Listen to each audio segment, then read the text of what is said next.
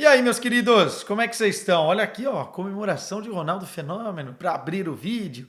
Enfim, terminou. Acabou a quarta rodada da fase de grupos da Liga dos Campeões da Europa. Eu tava aqui, cara, assistindo o finalzinho do jogo entre Copenhagen e Manchester United. Que jogo legal, hein? 4-3 pro Copenhagen. Que fase do Manchester United, jogo cheio de reviravoltas. E eu tava esperando acabar o jogo porque teve influência direta na classificação do Bayern de Munique, não apenas para as oitavas de final, mas como o time líder desse grupo e ninguém mais tira essa liderança agora com 12 pontos, 4 jogos, 4 vitórias para o Bayern de Munique, e aí a briga pela segunda vaga vai ficar muito divertida para as próximas duas rodadas. A gente vai falar um pouquinho dos grupos daqui a pouquinho no final do vídeo. Entretanto, antes vamos falar de 3 partidas mais especificamente aqui. Primeiro, a derrota acachapante, que poderia ter sido pior, do Benfica e a eliminação na fase de grupos da Liga dos Campeões com 4 jogos, 4 derrotas. Uma eliminação muito ruim para o clube. Vamos falar também do jogo do Braga com o Real Madrid. O Real Madrid venceu por 3-0, ficou um gostinho no primeiro tempo que o Braga podia ter lutado por um cenário diferente, teve pênalti defendido, enfim, vamos falar sobre esse jogo também, mas ótima atuação dos brasileiros Vinícius Júnior e Rodrigo, o Real Madrid conseguindo a sua classificação para as oitavas de final. E vamos falar do Bayern de Munique, que teve um jogo duro, mas duro, na Allianz Arena contra o Galatasaray. Duro pelos seus próprios erros, mas também pela qualidade do adversário. Uma vitória com assinatura novamente de Harry Kane, que fez 2 gols, 2-1, e classificação, como eu disse, em primeiro lugar do grupo A. Tudo isso merece o seu like. O torcedor benfiquista que vai chegar chateado aqui e quer ouvir minha opinião, vou dá-la sobre o que está acontecendo com o Benfica.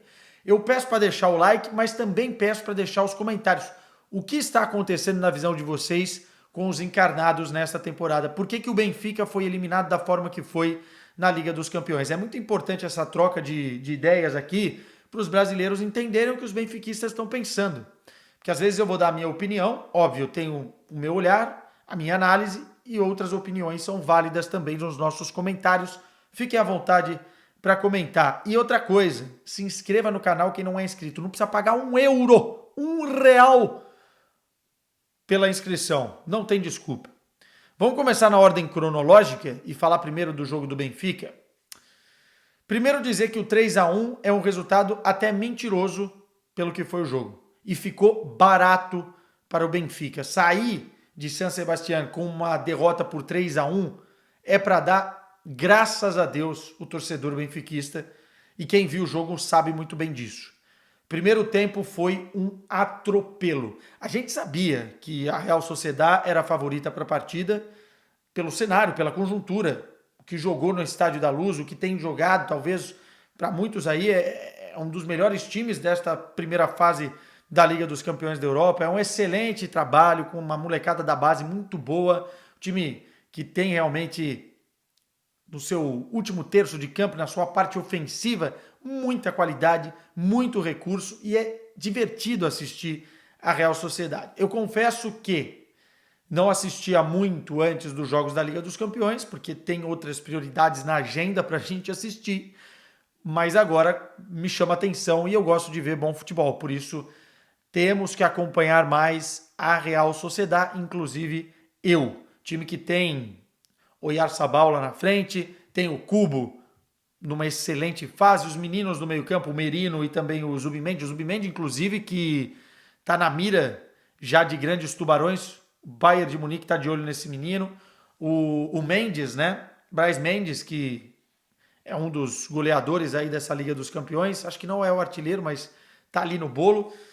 Tudo isso faz da Real Sociedad um time muito atrativo, muito gostoso de se assistir. Azar do Benfica, que caiu num grupo que tinha essa Real Sociedad inspirada e tinha a Inter de Milão, mas mais do que isso, tinha o próprio Benfica jogando muito mal. Jogando muito mal. O que acontece no primeiro tempo é o seguinte: com 20 minutos de jogo, já estava 3-0. E poderia ter sido pior, porque teve 2 gols anulados e ainda a Real Sociedad perdeu um pênalti. Na justiça dos fatos, se fosse 4, 5-0 no primeiro tempo, estava ok pelo que foi. E por que foi assim?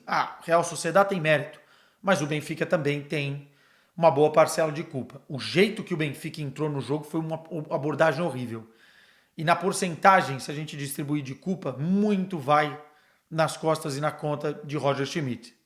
Tem um pouco da diretoria, tem um pouco do comportamento dos jogadores, de erros e queda de desempenho individual, mas o Roger Schmidt errou totalmente na leitura do que quis fazer. Uma coisa é o campeonato português e a dificuldade que o Benfica vai encontrar com determinadas equipes, né? E aí você tá mal na temporada, tenta mexer no time, na estrutura tática e faz uma equipe no 3-4-3. O Benfica, que estava acostumado a jogar numa linha de 4, começa a jogar nas últimas partidas aí numa linha de 3, porque o Roger Schmidt quer dar uma mexida naquilo que está dando errado. Porém, jogar dessa forma a nível da Liga dos Campeões da Europa contra uma Real Sociedade inspirada, sem o encaixe necessário e sem as peças necessárias, é kamikaze, gente. Não dá. Não dá. Como é que você vai jogar num sistema de 3-4-3 e às vezes variando num 3-5-2 ou com alas mal definidos, sem jogadores que sabem fazer essa função? O Benfica jogou com João Neves como ala pela direita e com Osners como ala pela esquerda, sem um cara de origem e sem também um primeiro volante combativo no meio campo. Quesada, mas você falou tanto do Florentino, tinha que entrar o Florentino e tal. É verdade. Mas eu não acompanho o desempenho individual em treinamento. Me parece que o Roger Schmidt não estava colocando o Florentino porque ele está mal. E realmente está muito mal. E aí, o erro é um pouco da diretoria também, ou do próprio Roger Schmidt, que não pediu o jogador para a função. Mas desde a saída do Enzo Fernandes, poderia o Benfica ter ido garimpar no mercado jogadores com características similares, ou pelo menos com característica mais defensiva, mais de roubada de bola, mais de proteção da defesa. O Benfica não tem esse cara. O Florentino realmente fez um primeiro tempo desastroso, tanto que foi substituído para o Roger Schmidt corrigir a burrada que fez na escalação. Teve que colocar o Jurasek para passar o João Neves para o meio campo, porque o time sofreu e apanhou por todos os lados. Na bola parada, na transição ofensiva, na velocidade, na desorganização numérica do enfrentamento com o ataque da Real Sociedade. Tudo isso aconteceu no primeiro tempo. Foi uma avalanche. Foi uma avalanche. Fazia muito tempo que estava conversando com alguns amigos benfiquistas durante o jogo no Zap Zap.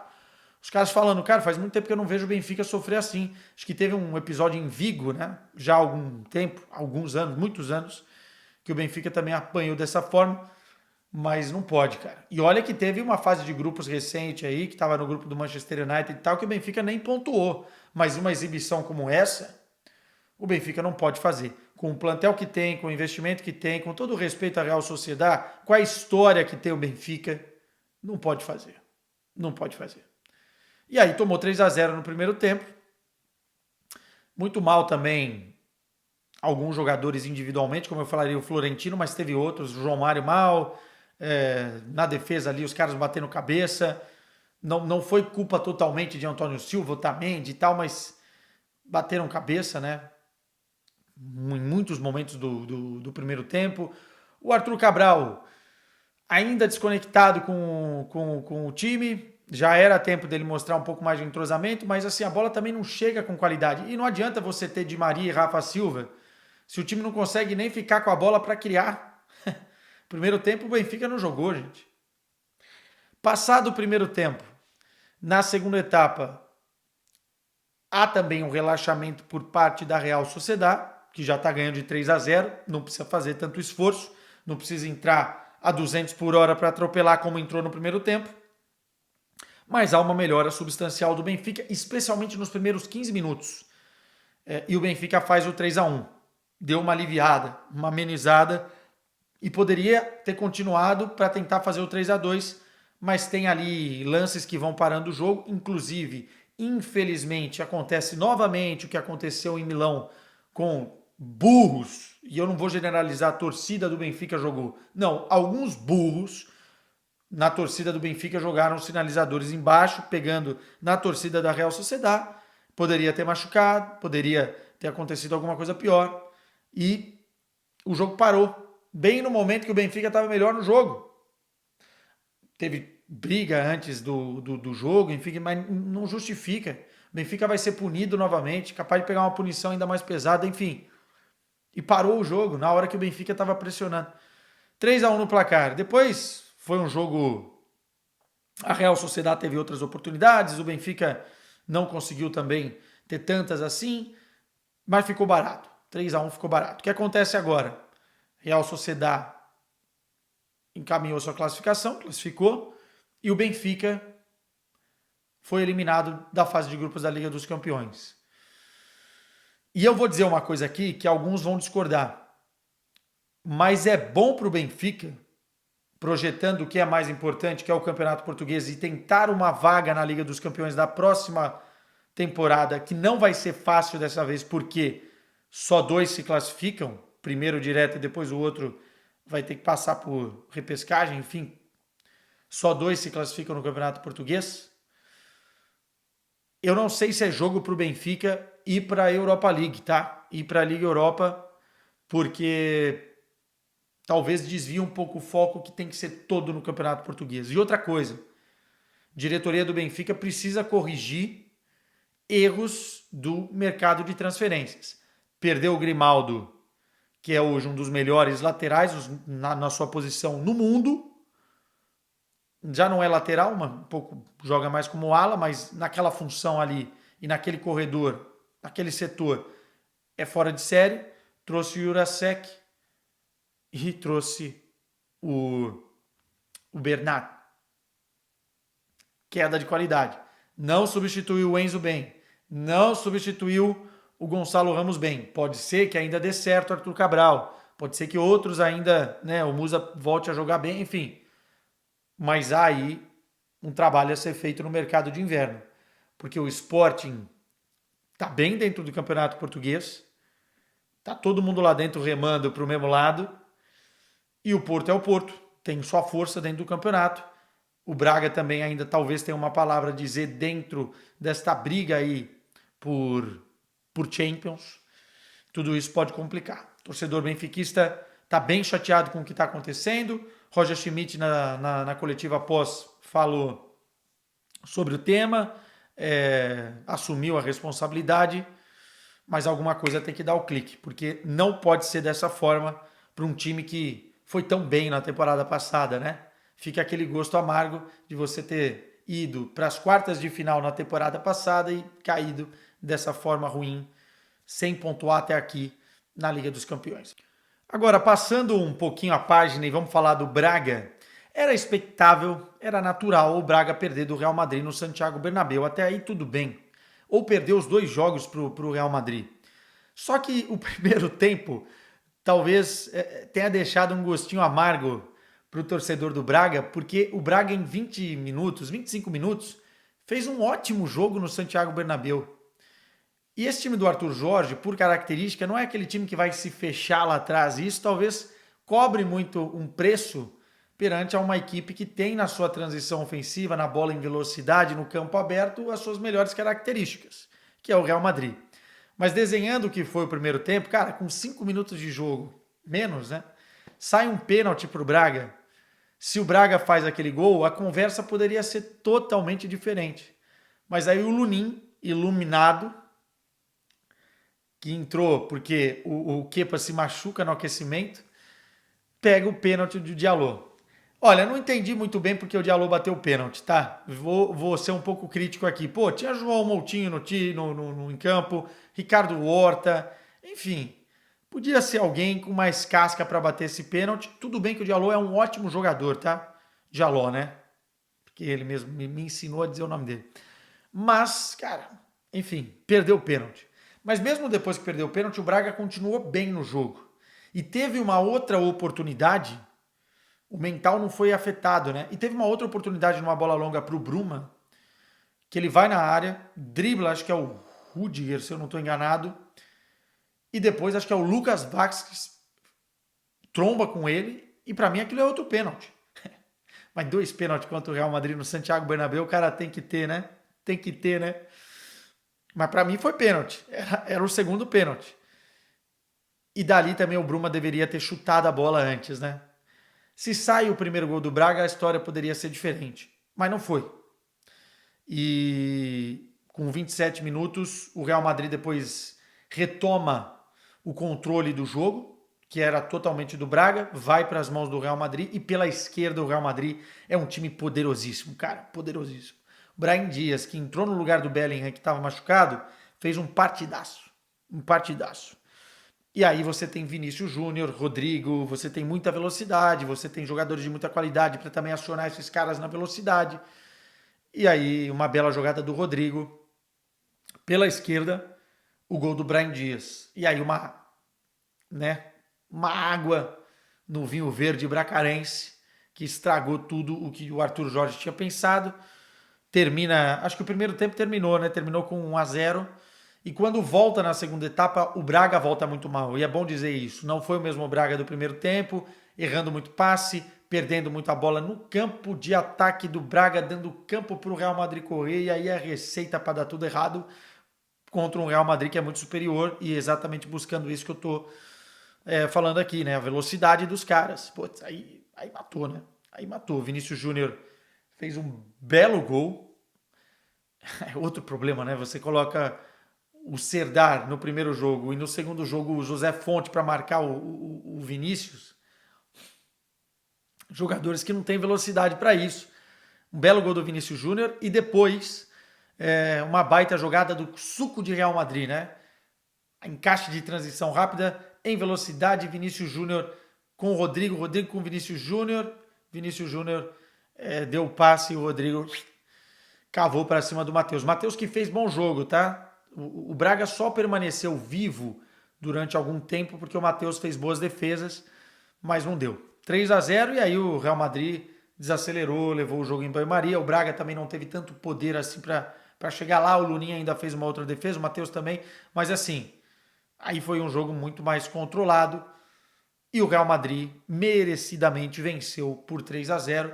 Acho que para o Braga fica uma lição, mas mais do que uma lição, desfrutar o momento de voltar à Liga dos Campeões e poder jogar no Santiago Bernabéu com calma, passito a passito. O projeto do Braga, ele é a longo prazo e ele está sendo de uma evolução muito interessante nos últimos anos na estruturação, no centro de treinamentos, no plantel, na organização, na venda de jogadores, na categoria de base. E aos poucos o Braga vai conquistando o seu espaço. Muito legal ver o Braga nessa fase de grupos. Ainda tem 2 jogos, mas, enfim, se classificar para a Europa League já está de bom tamanho, né? A União Berlim empatou com o Napoli, então tem que ainda garantir essa classificação. Daqui a pouco a gente fala do grupo. E aí vamos passar para o último jogo. Deixa eu até selecionar aqui, que eu vou comentar, que é o Bayern de Munique. O Bayern de Munique venceu por 2-1, mas foi um jogo duríssimo. Primeiro lugar, muitos turcos, a torcida do Galatasaray na Allianz Arena, né? Tem uma comunidade turca muito grande em Munique e os caras marcaram presença, inclusive nos lugares que não eram destinados para eles. E o time do Galatasaray é muito cascudo. Tem jogadores experientes, Zaha, Icardi, Mertens, enfim. Jogadores mais jovens e jogadores de muita luta, né? Muito combate. Então já seria um jogo difícil para o Bayern de Munique. E o Bayern de Munique tinha-se a expectativa, depois do 4-0 contra o Borussia Dortmund, que cometesse menos erros, especialmente no último terço de campo, na finalização, no último passe, para conseguir converter um domínio e um volume ofensivo em gols, que é o que o time precisa.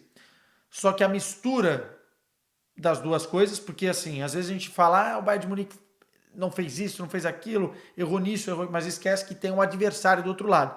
A qualidade do Galatasaray, o time cascudo que é, juntando com esses erros do Bayern de Munique, deu um jogo muito complicado e traiçoeiro na Allianz Arena. O Bayern de Munique, no primeiro tempo, teve mais volume ofensivo, teve algumas oportunidades, teve mais ataques, muito mais ataques, muito mais chutes no gol, alguns enquadrados no gol, mas sofreu no contra-ataque que o Galatasaray puxava com qualidade. O Pamecano, que está voltando de lesão, fez um bom jogo, tá? Correndo atrás do Icardi, dos jogadores de frente do Galatasaray, como um maluco, tentando amenizar um pouco esses espaços nas costas da defesa que o Bayern normalmente dá, porque é um time muito ofensivo, porque é um time que a gente já está acostumado. E aí o jogo foi truncado, teve bola na trave na segunda etapa do Harry Kane, teve defesa do Neuer importante, teve defesa do Muslera importante, enfim, poderia ter saído o gol antes, mas é justo dizer que o Galatasaray fez um partidaço. Em termos estratégicos, em termos defensivos, buscando contra-ataque, mesmo sendo menos time que o Bayern de Munique. O Musiala saiu lesionado no primeiro tempo, o Musiala não estava bem no jogo, não estava concentrado ali, mas talvez já estava sentindo algum problema. Isso é um problema, vamos ver se a lesão muscular não é muito grave.